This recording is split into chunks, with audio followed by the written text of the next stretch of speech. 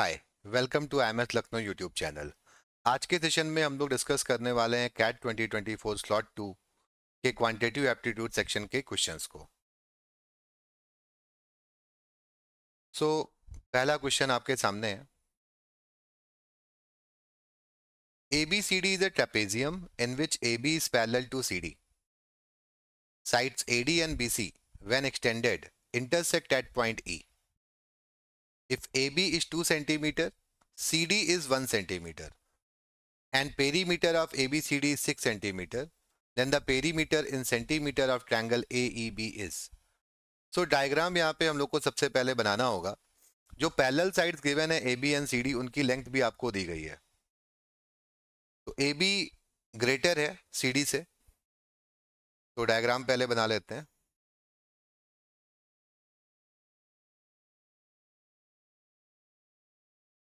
तो एक ट्रेपेजियम हम लोगों ने बनाया, A B C D, 2 and 1 are the lengths. अब आगे देखो, सवाल में लिखा हुआ है कि AD और BC को हम एक्सटेंड करते हैं। तो ये किसी पॉइंट पे इंटरसेक्ट कर रहे हैं। इस पॉइंट का नाम क्या है? E। ट्रेपेजियम में ये CD and AB are the parallel sides. तो पैरेलल साइड्स अगर हैं तो इन एंगल्स को हम लोग क्या कहते हैं? Corresponding angles. तो करस्पॉन्डिंग एंगल्स क्या होते हैं? इक्वल होते हैं। On the basis of this, ये एंगल देखो कॉमन है, तो हम कह सकते हैं कि ये जो ट्रायंगल आपको मिल रहा है ई डी सी, ये सिमिलर होगा ट्रायंगल ई ए बी के। तो यहाँ पे जो करस्पॉन्डिंग साइड्स का रेशियो आपको मिलेगा, अब जैसे एक रेशियो आपको ऑलरेडी पता है, D C upon A B 1:2, तो बाकी रेशियोज भी वही होंगे। हम कह सकते हैं ई सी अपॉन ई बी भी वही मिलेगा, मतलब इस साइड का रेशियो इस पूरे साइड्स के साथ वही मिलने वाला है। यही रेशियो आपको ई डी अपॉन ई ए भी मिलेगा। तो अब हम क्या कह सकते हैं कि सी जो होगा ना, वो मिड पॉइंट होगा इन वैल्यूज का, और जो डी होगा वो मिड पॉइंट होगा। ये दोनों भी बराबर होंगे। अब इस सवाल में एक बात यहाँ पे इंपॉर्टेंट और आपको बताई गई थी, उसको भी यूज कर लेते हैं। तो देखो क्या बताया गया था, पेरीमीटर ऑफ ABCD 6।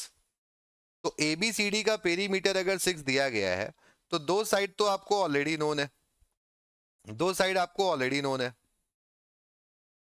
एक 1 है और एक 2 है। 1 + 2 कितना होता है? 3।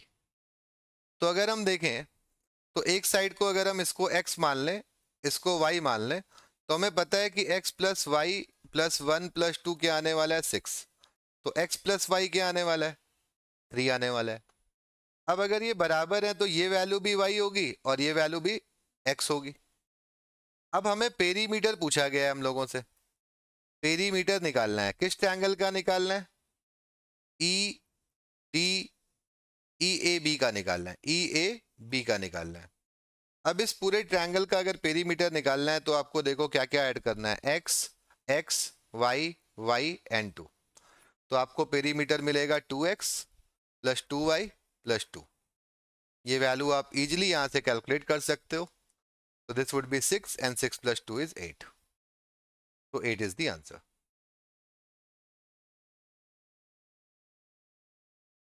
नेक्स्ट क्वेश्चन देखते हैं। A company has 40 employees whose names are listed in a certain order. In the year 2022, the average bonus of the first 30 employees was rupees 40,000. Of the last 30 employees was rupees 60,000. And of the first 10 and the last 10 employees together was rupees 50,000. Next year, the average bonus of the first 10 employees increased by 100%, of the last 10 employees increased by 200%, and of the remaining employees was untouched. Then the average bonus in rupees of all the 40 employees together in the year 2023 was. तो इस question को carefully read करना होगा।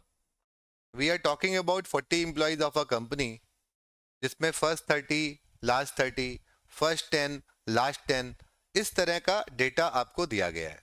तो कहीं ना कहीं हम इसको 10-10 के 4 ग्रुप्स में भी डिवाइड कर सकते हैं। तो लेट्स एज्यूम कि ये जो 40 एम्प्लॉइज हैं उसमें फर्स्ट 10, नेक्स्ट 10, नेक्स्ट 10 और नेक्स्ट 10 को हम अगर अलग अलग देखते हैं तो हम एज्यूम कर लेते हैं कि इनका जो एवरेज है, इनके बोनस का जो एवरेज है वो हम कुछ मान लेते हैं। मान लेते हैं इनका एवरेज है ए, इनका है बी, इनका है सी और इनका है डी। एवरेज हम ए बी सी डी मान लेते हैं। तो अब जो यहाँ पे इंफॉर्मेशन है इंफॉर्मेशन है अबाउट ईयर 2022, इसको ध्यान से रीड करिए। क्या लिखा हुआ है इसमें? The average bonus of first 30 employees was 40,000। तो पहले 30 एम्प्लॉइज यानी कि हम ए बी सी तीनों की बात कर रहे हैं। तो वी कैन से पहले 30 का जो टोटल सैलरी होगा, टोटल बोनस होगा, वो क्या होगा? Total bonus would be equal to 10A plus b plus c, सबको 10 से मल्टीप्लाई करोगे अपॉन 30, 10 प्लस 10 प्लस 10, और ये वैल्यू आपको बताई गई है कितनी? 40,000। 40,000 40 के का मतलब 1,000। तो यहां से आपको कुछ ना कुछ डेटा मिल जाएगा, है ना। आगे क्या इंफॉर्मेशन दी गई है? देखो आगे आपको इंफॉर्मेशन दी गई है लास्ट 30 एम्प्लॉइज का एवरेज 60,000 है। तो लास्ट 30 की अगर हम बात करें तो बी और सी और डी की बात हो रही है।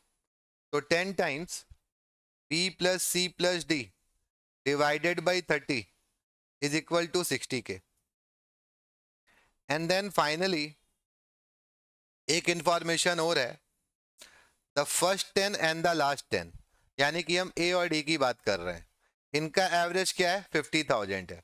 तो एक और यहाँ पे आप इक्वेशन बना सकते हैं, 10 times A plus D upon 20 is equal to 50 K. तो इसको फर्दर अगर आप देखो तो यहाँ से क्या रिजल्ट हमें मिलने वाले हैं, जरा क्विकली इनको देखते हैं। तो ये पहली इक्वेशन आपको क्या रिजल्ट देती है? A plus b plus c is equal to 120,000। Second equation आपको क्या रिजल्ट दे रही है?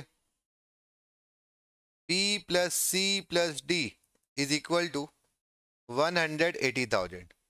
एंड थर्ड इक्वेशन आपको क्या रिजल्ट दे रही है? A plus D is equal to 100,000।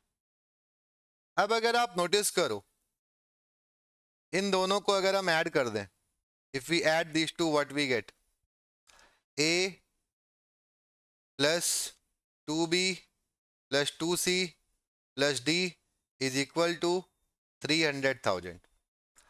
इसको और इसको एक साथ अगर आप देखो तो a प्लस डी की वैल्यू अगर हम यहाँ से लेस कर दें तो हमको बहुत आराम से b प्लस सी की वैल्यू मिल जाएगी। तो now if we club this one and this one we get a result. क्या रिजल्ट हमें मिलता है? देखो 100 अगर लेस कर दोगे तो आपको क्या मिलेगा result? 2B plus 2C is equal to 200,000। तो हम कह सकते हैं कि b प्लस सी की वैल्यू क्या आएगी? b प्लस सी की वैल्यू क्या आएगी? 100 आएगी। तो अगर b प्लस सी की वैल्यू 100 है, b प्लस सी की वैल्यू 100 है, तो उसके बेसिस पे हमें कई सारी बातें अब पता चल जाती हैं। अब देखो b प्लस सी आप निकाल चुके हो, यहाँ पे अगर आप यूज करते हो तो हम कह सकते हैं a की वैल्यू क्या आएगी? 20 की आएगी।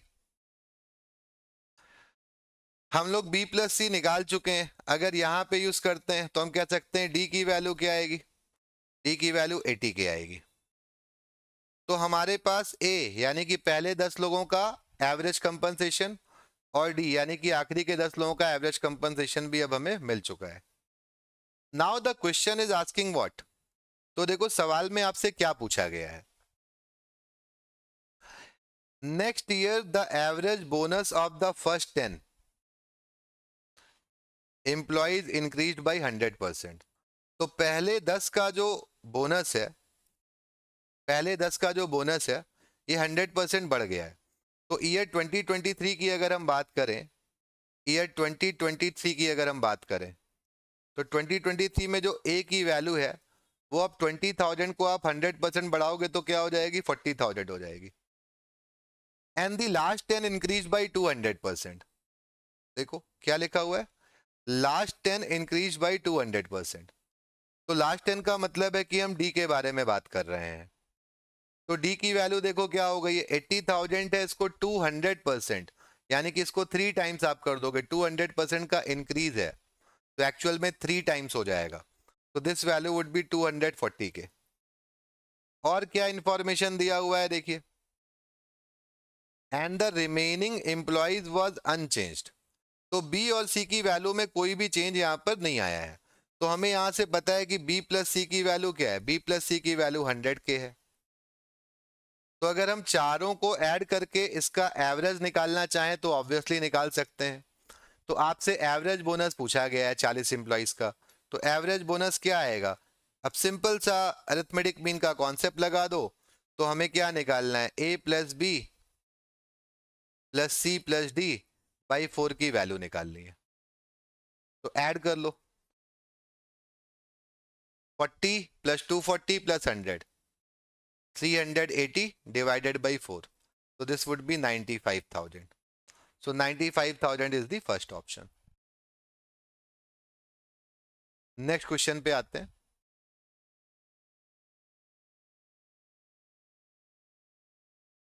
टाइम एंड वर्क टॉपिक से है ये सवाल। Amal and Vimal together can complete a task in 150 days, while Vimal and Sunil together can complete the same task in 100 days. Amal start working on the task and work for 75 days, then Vimal takes over and works for 135 days. Finally, Sunil takes over and completes the remaining task in 45 days. तो काफी सारी information यहाँ पर given है। If Amal had started the task alone and worked on all days, Vimal had worked on every second day, and Sunil had worked on every third day, then the number of days required to complete the task would have been. तो initially जो information given है उनके basis पे हम लोग काम शुरू करेंगे। टोटल 3 लोगों की यहाँ पे बात हो रही है, अमल, विमल एंड सुनील। तो देखो यहाँ पे एक इंफॉर्मेशन दी गई है कि अमल और विमल मिल करके किसी काम को करते हैं 150 डेज में। विमल एंड सुनील मिल करके किसी काम को करते हैं 100 डेज में। अब अगर हम यहाँ पे एज्यूम कर लेते हैं कि अमल, विमल और सुनील ये जो पर डे वर्क कर रहे हैं वो ए है, वी है और एस है, पर डे।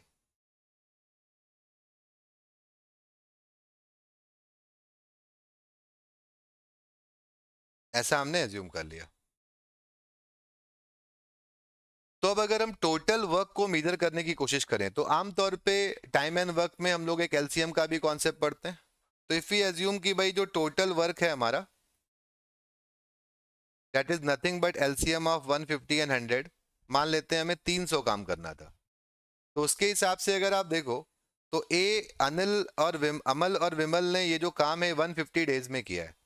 तो हम कह सकते हैं कि ये जो 150 डेज में काम किया है तो ये रोज कितना काम करते होंगे, 2 करते होंगे पर डे। और विमल और सुनील जो है ये एवरीडे कितना काम करते होंगे, 3 पर डे करते होंगे। तो एक तो ये हमें पता चलता है। अब दूसरी इंफॉर्मेशन यहाँ से क्या है कि हमने टोटल काम को 300 बोला, और अगर हम इस लैंग्वेज में जाएं तो हम कह सकते हैं जो हमारा टोटल काम है वो क्या है, वो 150A प्लस 150V है। ऐसा भी इसको हम बोल सकते हैं।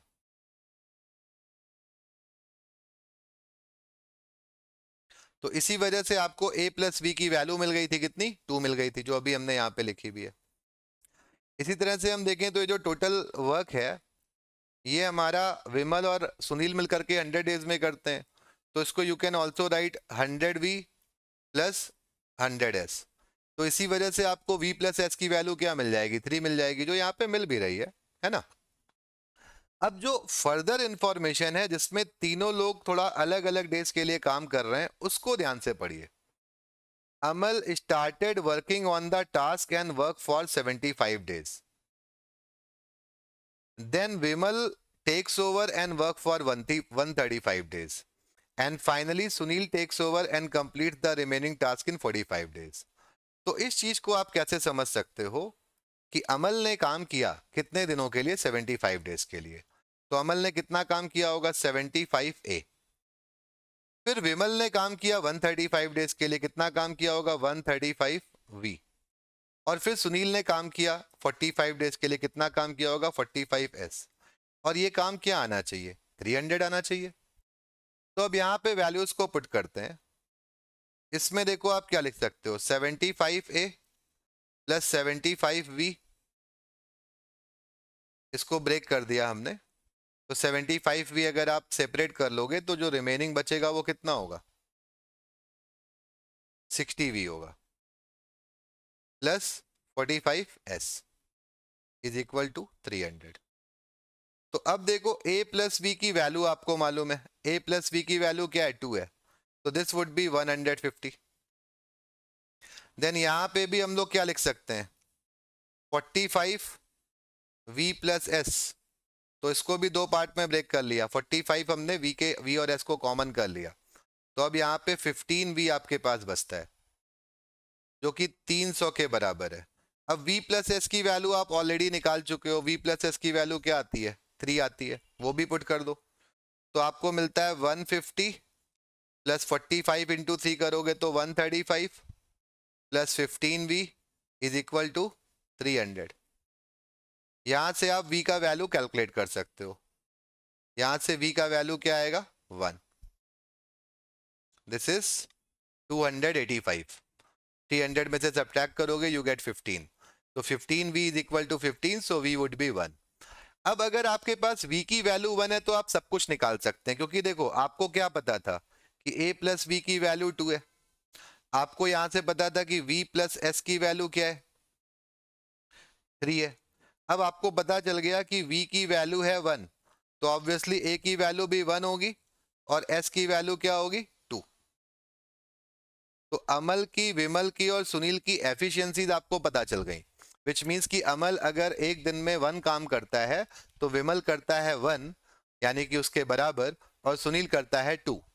तो अब हम अपने मेन क्वेश्चन पे आते हैं कि आपको क्या यहां पर कैलकुलेट करना है।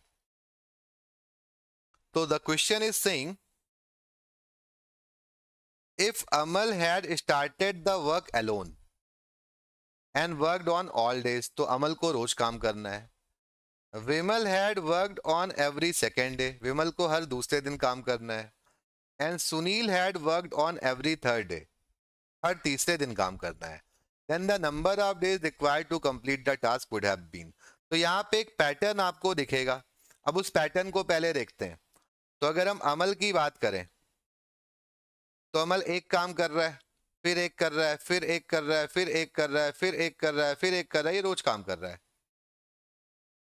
विमल की अगर हम बात करें तो विमल पहले यहां पे एक काम करेगा दूसरे दिन, है ना? फिर कहां पे करेगा? यहां पे एक काम करेगा। फिर कहां पे करेगा? यहां पे एक काम करेगा। फिर कहां पे करेगा? यहां पे एक काम करेगा, है ना? तो विमल रोज काम नहीं कर रहा है, अल्टरनेट डेज पे काम कर रहा है। ध्यान से देखिएगा, ये बात भी बहुत समझने वाली है आपकी, है ना? तो पहले दिन कितना काम होता है, दूसरे दिन कितना काम होता है, ये सब देखना पड़ेगा ना हम लोग को। अब अगर हम सुनील की भी बात करें तो सुनील तो तीसरे दिन काम कर रहा था। देखो ध्यान से, अब सुनील यहाँ पे तीसरे दिन काम करेगा।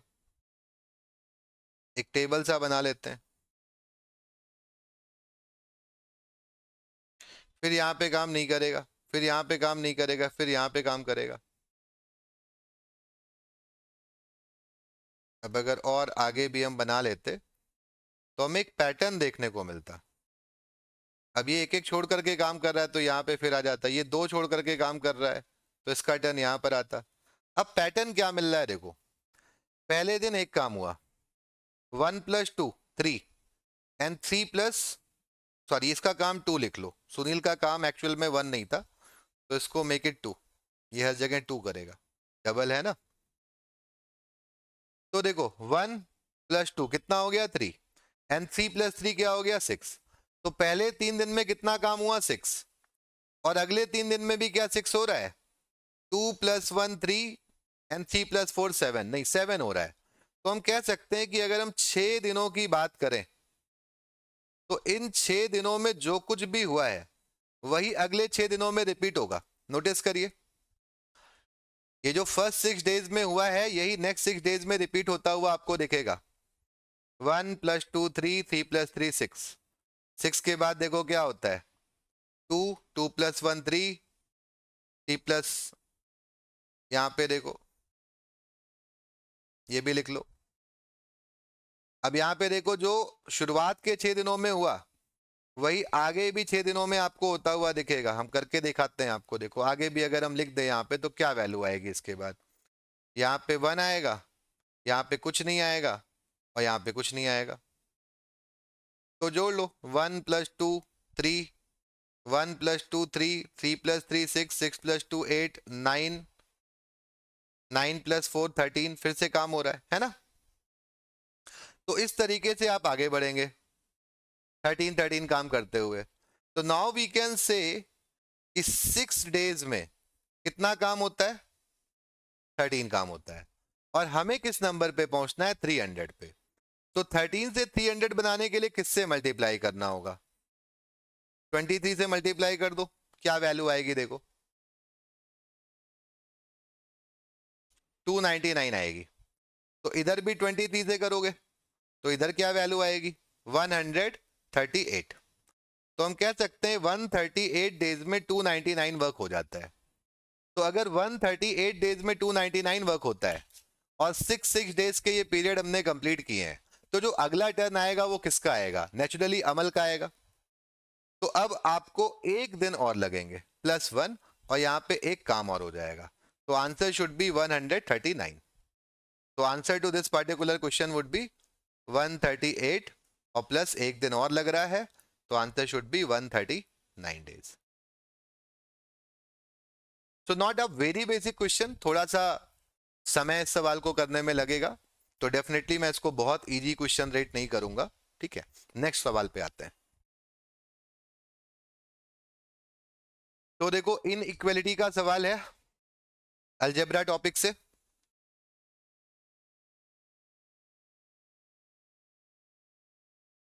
तो इस इनइक्वलिटी को हम लोग क्या लिख सकते हैं, देखो 1/x+5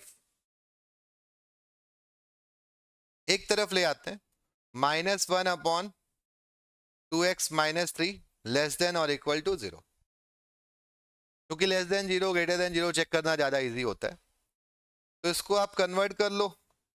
तो आपको मिलेगा 2x-3 -x-5 divided by x+5 2x-3 less than और इक्वल टू 0।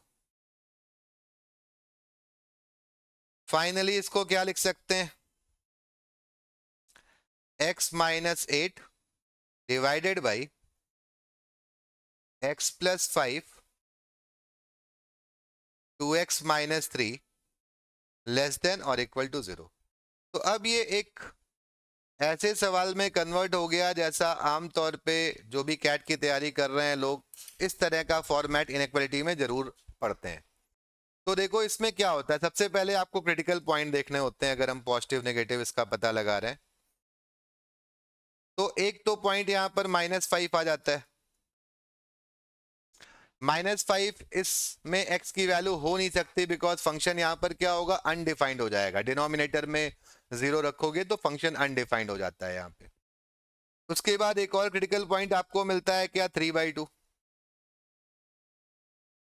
और उसके बाद एक और क्रिटिकल पॉइंट आपको मिलता है क्या 8। तो 8 तो वैल्यू हो सकती है ना, 8 हो सकती है, 8 पे एग्जैक्टली 0 मिलेगा। तो अब देखो 8 से कोई बड़ी वैल्यू रखोगे तो ये ग्राफ क्या आएगा पॉजिटिव, मतलब आप वैल्यू पुट करके भी देख सकते हो। दूसरा एक वेवी कर्व मेथड होता है, वेवी कर्व मेथड जो जनरली हर एक कैट एस्पायरेंट पढ़ता है। अगर वो आता है तो आप डायरेक्ट इस सवाल को आंसर कर लोगे। तो उसमें क्या देखा जाता है कि क्रिटिकल पॉइंट लिख लिया, फिर हमें देखना होता है कि इनके एक्सपोनेंट क्या है। अब जैसे x-8 जो है इसकी पावर में 2 तो लिखा नहीं है, मतलब पावर 1 है, यानी कैसी पावर है, ऑड है। x+5 का भी स्क्वायर या क्यूब या पावर 4 ऐसा कुछ नहीं लिखा है, यानी कि पावर 1 है, तो हम इसको भी ऑड लिख सकते हैं। और 2x-3 इसकी भी एक्सपोनेंट में कुछ नहीं लिखा है, तो ये भी क्या है, ऑड है। तो वेवी कर्व मेथड क्या होता है कि आप किसी एक बड़ी वैल्यू पे चेक कर लो क्या है, तो 8 से बड़ी कोई वैल्यू हम रख देते हैं, मान लो 10 रख देते हैं, तो 10 पे ये भी पॉजिटिव है, ये नीचे डिनोमिनेटर में भी दोनों चीजें पॉजिटिव है, तो आपको पॉजिटिव ही मिलेगा। अब इसके बाद जहां जहां ऑड पावर्स होती हैं वहां पे साइन चेंज होता है, और जहां इवन होती है वहां पे नहीं चेंज होता है। तो यहाँ देखो ऑड है और ग्राफ पॉजिटिव साइड से आ रहा है, तो अब यहाँ पे ये नेगेटिव मिलेगा। अब यहां भी ऑड है तो साइन चेंज होकर के क्या हो जाएगा, पॉजिटिव। और यहां भी ऑड है तो साइन चेंज होकर के क्या हो जाएगा, नेगेटिव। दूसरा, ये जो 5 पॉइंट है ना, 5, इस पे ग्राफ डिफाइंड नहीं है, तो इस पॉइंट को हम अलग से हाईलाइट कर दे रहे हैं, इस पे डिफाइंड नहीं है। तो इस बात का भी ध्यान रखना होता है कि डिनोमिनेटर में कोई चीज जीरो ना बना रही हो। 3/2 भी ऑब्वियसली वैल्यू नहीं ले सकते हैं हम, क्योंकि 3/2 पे एग्जैक्टली जीरो हो जाता है तो गड़बड़ हो जाएगा मामला, है ना। तो ये 2 पॉइंट हम कभी भी इंक्लूड नहीं करेंगे, 8 को हम इंक्लूड कर सकते हैं। तो अब आप नोटिस करो, आपसे इस सवाल में आपको पता क्या लगाना है कि ये जो वैल्यू है ये जीरो से कम कब होती है ना। तो ये तो मैंने एक आपको वेवी कर्व वाला मेथड बताया। अगर ये मेथड नहीं भी आता है, कोई छोटा मोटा सवाल है, तो आप कुछ वैल्यूज को पुट करके देख सकते थे। अब जैसे 8 से बड़ी वैल्यू रखते, अगर पॉजिटिव आ रहा है तो ये हमेशा पॉजिटिव होता है इस साइड में। 8 और 3/2 के बीच में कोई वैल्यू रखते, अगर नेगेटिव आ रहा है तो हमेशा नेगेटिव होगा इसके बीच में। देन 3/2 और -5 के बीच में कोई वैल्यू रखोगे तो आपको पॉजिटिव मिलता, और -5 से छोटी वैल्यू रखते तो नेगेटिव मिलता। तो अब इसका सॉल्यूशन सेट क्या हुआ, अब इसका सॉल्यूशन सेट हो गया कि जो वैल्यू है x की, या तो ये क्या होनी चाहिए, -5 से कम होनी चाहिए। इक्वल टू हम क्यों नहीं लगा रहे हैं, क्योंकि -5 पे ये अनडिफाइंड हो जाएगा। दूसरी चीज यहां पे क्या पता चलती है कि x की वैल्यू 3/2 से बड़ी हो, इक्वल टू ना हो, क्योंकि इक्वल टू पे अनडिफाइंड हो जाएगा, और लेस देन और इक्वल टू क्या होनी चाहिए, 8। तो अब इन दोनों बातों को अगर हम देखें तो या तो ऐसा होगा या तो ऐसा होगा, तो इनके बीच में और भी हमें लिखना होगा, तो obviously the first option.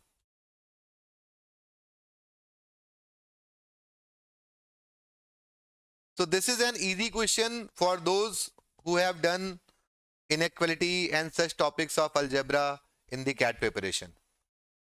Next सवाल पे आते हैं।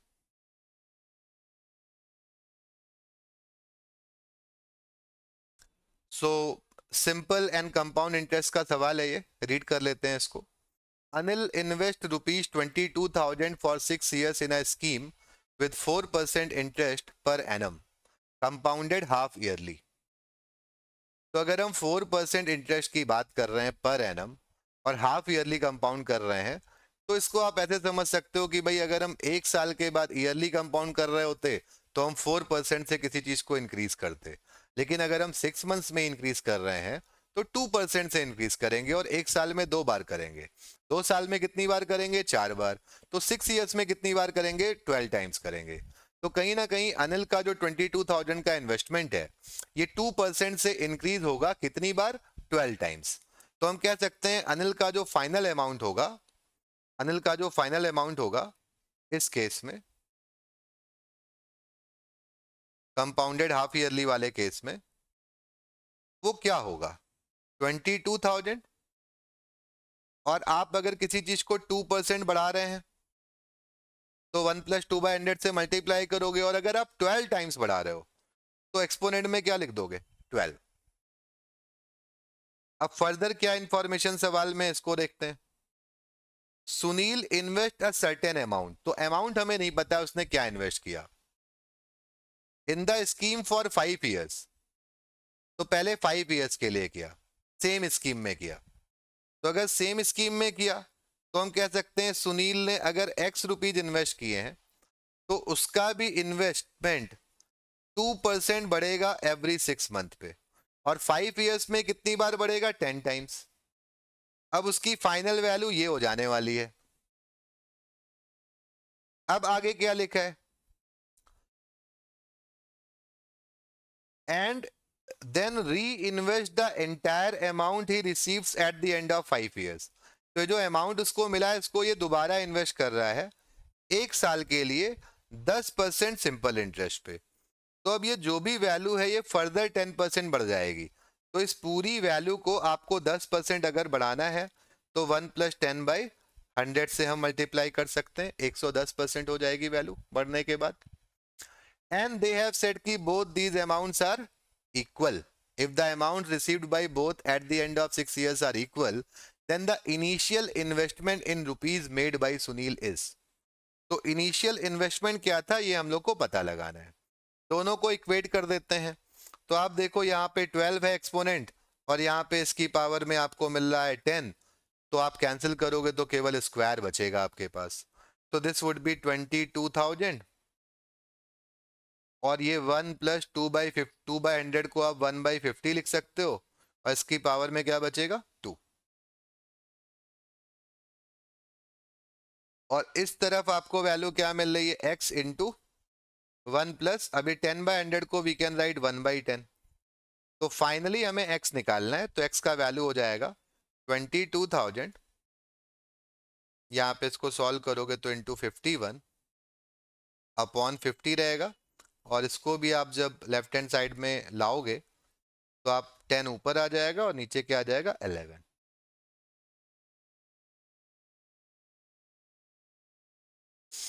तो इसको कैलकुलेट करते हैं, देखते हैं क्या वैल्यू आती है।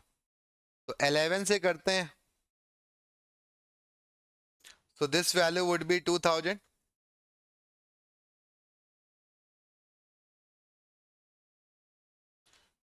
अब यहाँ पे देखो ये स्क्वायर था तो एक 51 और बढ़ा लो और यहाँ पे एक 50 और बढ़ा लो, दिस वाज स्क्वायर है ना। तो 51/50 जो है ना वो दो दो बार मिलेगा। तो अब ये वैल्यू आपको मिली 2000। अब 2000 के बाद क्या मिलेगा आगे फर्दर, इसको निकालने की कोशिश करते हैं। तो देखो कैंसिलेशंस कर लेते हैं पहले। तो एक जीरो कैंसिल कर लिया हमने, एक जीरो और कैंसिल कर लिया। अब ये 25 है, 25 से 200 को कैंसिल करोगे तो क्या मिलेगा 8। तो x का वैल्यू आपको मिलता है 8 इंटू 51 अब अगर आपको 51 का स्क्वायर याद है 50+1 का स्क्वायर, तो 51 का स्क्वायर क्या होता है 2601। तो मल्टीप्लाई कर दोगे आपको आंसर मिल जाएगा। वैसे भी देखो लास्ट डिजिट आपको क्या मिलना चाहिए 8 जो एक ही ऑप्शन में है। However you can easily calculate the entire value. तो दिस वुड बी 20808।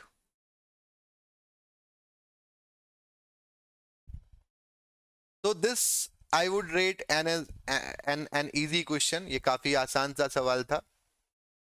अगर आप थोड़ा केयरफुल्ली रीड कर रहे हैं तो बहुत कम समय में इस सवाल का आंसर आपको मिल जाएगा। Next question time speed distance, जो कैट का one of the favourite topic है, वहां से है। A bus starts at 9 a.m. and follows a fixed route every day. One day, it traveled at a constant speed of 60 km per hour and reached its destination 3.5 hours later than its scheduled arrival time. Next day, it traveled 2/3 of its route in 1/3 of its total scheduled travel time, and the remaining part of the route at 40 km per hour to reach just on time.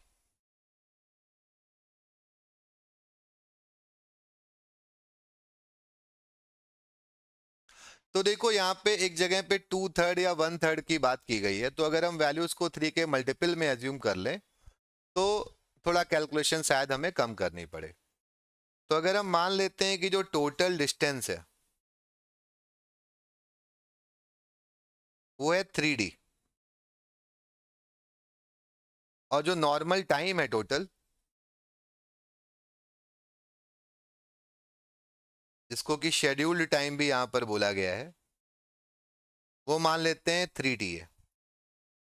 ये हमने assume कर लिया शुरू में ही। तो अब सवाल में आगे देखिए लिखा हुआ है one day it travelled at a constant speed of 60 and reached its destination 3.5 hours later than its scheduled time. तो हम कह सकते हैं कि एक दिन ये जो डिस्टेंस है thrice of D distance upon speed 60 kilometre per hour, इससे हमें जो समय मिल रहा है वो हमारे शेड्यूल्ड टाइम से 3.5 आवर्स क्या है, ज़्यादा है, 3.5 आवर्स ज़्यादा है। तो यहाँ से हमें कुछ ना कुछ रिलेशन भी देखने को मिल सकता है ना। तो वो रिलेशन क्या मिलेगा देखते हैं। डी और टी में कुछ रिलेशन हमें देखने को मिल जाएगा, है ना। तो वो रिलेशन हमारा हो जाएगा t is equal to 60t plus, भाई 3 से डिवाइड करोगे ना तो ये 20 मिलेगा, 20 इंटू 360, 20 इंटू 3.5 करोगे तो क्या मिलेगा, 70। ये एक रिलेशन हमें देखने को मिलता है। आगे इस सवाल में क्या लिखा है उस पर आते हैं। Next day it travel 2/3 of its route in 1/3 of its total scheduled travel time.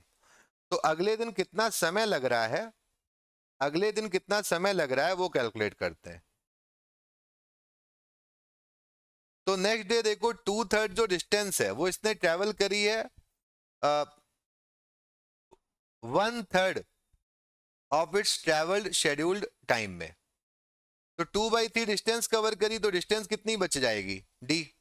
तो हम कह सकते हैं कि नेक्स्ट डे उसने 3d का 2/3 क्या होगा, 2d डिस्टेंस कवर करी, कितने समय में, 2t में। 2t टाइम इसका यूज हो चुका है, सॉरी 2t नहीं, देखो 2/3 डिस्टेंस है तो डिस्टेंस तो 2d हो जाएगा, लेकिन टाइम 1/3 है। तो अगर 1/3 है तो यहाँ पे आप इसको लिख सकते हो डी, टी समय में, है ना। अब जो बची हुई डी डिस्टेंस है उसको कवर करने में क्या समय लगेगा, देखिए उसको ये 40 की स्पीड से कवर कर रहा है। तो अगर 40 की स्पीड से कवर कर रहा है तो जो समय लगेगा वो कितना लगेगा, देखिए डी डिस्टेंस बची हुई है 40 की स्पीड से हम कवर कर रहे हैं, लेकिन इस टाइम को बताया गया है कि ओवरऑल में जो टाइम लग रहा है वो तो 3t है। तो अगर ओवरऑल में 3t टाइम लग रहा है मतलब शेड्यूल टाइम ही लग रहा है, जस्ट ऑन टाइम लिखा हुआ है, तो ये टाइम क्या होगा, 2t होगा। अगर ये टाइम 2t होगा तो यहां से हम कह सकते हैं कि हमारी डी की वैल्यू क्या होगी, 2t इंटू 40 कर दोगे 80 टाइम्स टी आएगी।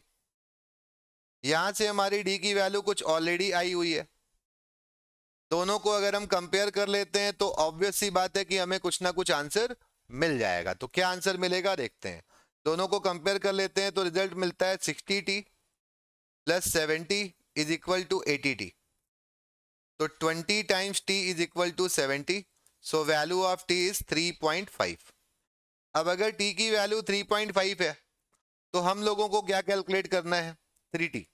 सवाल में पूछा गया है what is the scheduled arrival time, तो शेड्यूल्ड टाइम कितना लग रहा है पहले वो निकाल लेते हैं। तो अगर हम 3t करेंगे तो वैल्यू हो जाएगी 10.5 आवर्स। अब बस कितने बजे चलती है, बस चलती है 9 AM पर। तो अगर 9 AM पर चलती है तो 10.5 आवर्स के बाद समय क्या होगा, 7:30 PM, which is the first option. So not very difficult, not very easy, ये एक मीडियम डिफिकल्टी लेवल का सवाल था। जो लोग टाइम स्पीड डिस्टेंस के क्वेश्चंस की सफिशिएंट प्रैक्टिस करते हैं कैट से पहले, उनके लिए ये सवाल बहुत डिफिकल्ट सवाल नहीं रहेगा। अगला सवाल देखते हैं।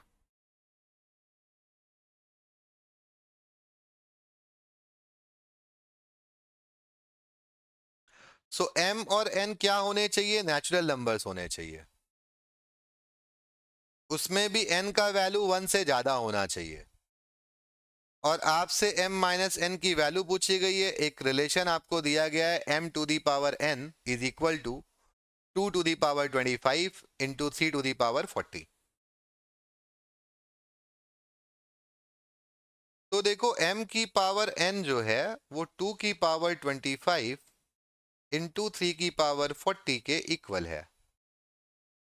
अब हम इसको किसी सिंगल टर्म में कन्वर्ट करते हैं, या दो अलग अलग जगहों पे लिखा है, तो सिंगल टर्म में कन्वर्ट करोगे तो एक्सपोनेंट आपको कुछ कॉमन लेना पड़ेगा। तो अब यहाँ दो ही पॉसिबिलिटीज हो सकती हैं, एक तो क्या हो सकता है कि भाई 25 40 में क्या कॉमन है वो हम देखें। तो 25 और 40 में अगर हम कॉमन फैक्टर की बात करेंगे तो केवल दो ही कॉमन फैक्टर होते हैं, एक तो 1 होता है और दूसरा 5 होता है जो दोनों में कॉमन है। अब अगर हम 1 बनाते हैं तो इसका मतलब कि हम कह रहे हैं 2 की पावर 25 इंटू 3 की पावर 40, ये m की वैल्यू है और n की वैल्यू 1 है, जो कि हो नहीं सकता। क्यों नहीं हो सकता? क्योंकि क्वेश्चन में ऑलरेडी ये बात दी हुई है। और दूसरा कॉमन फैक्टर क्या बचता है? 5। तो अगर हम 5 में कन्वर्ट करते हैं तो हम क्या लिख सकते हैं? This is not possible. तो अब अगला कन्वर्जन क्या होगा कि हम 2 की पावर 5 की पावर 5 लिख सकते हैं और इस नंबर को 3 की पावर 8 की पावर 5 लिख सकते हैं। तो ओवरऑल में जो ये वैल्यू आएगी ये हो जाएगी 32। और 3 की पावर 8 क्या होता है? 3 की पावर 4 होता है 81। तो 81 का square is 6561 to the power 5। तो m की पावर n के लिए अब ये केवल एक पॉसिबिलिटी आपकी बचती है। तो केवल यही एक पॉसिबिलिटी आपको मिलती है यहाँ पे। अब इस पॉसिबिलिटी पे अगर हम बात करें तो इस पॉसिबिलिटी के अकॉर्डिंग जो m की वैल्यू है वो हमें निकालनी होगी। तो 6561 को आप मल्टीप्लाई करोगे किससे? 32 से।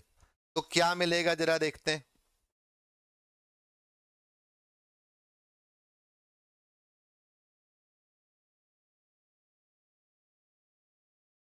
दोनों को ऐड कर दो। 2599902। तो 209952 मिलता है। और आपको पता है कि n की वैल्यू क्या है? n की वैल्यू 5 है। n की वैल्यू 5 है।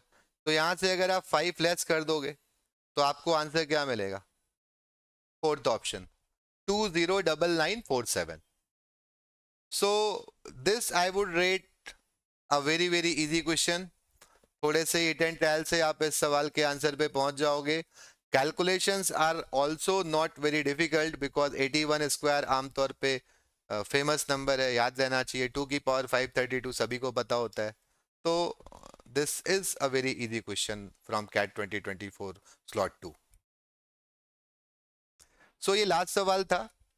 अगले सेशन में हम लोग रिमेनिंग कैट 2024 स्लॉट 2 के क्वेश्चंस को करेंगे। Thank you.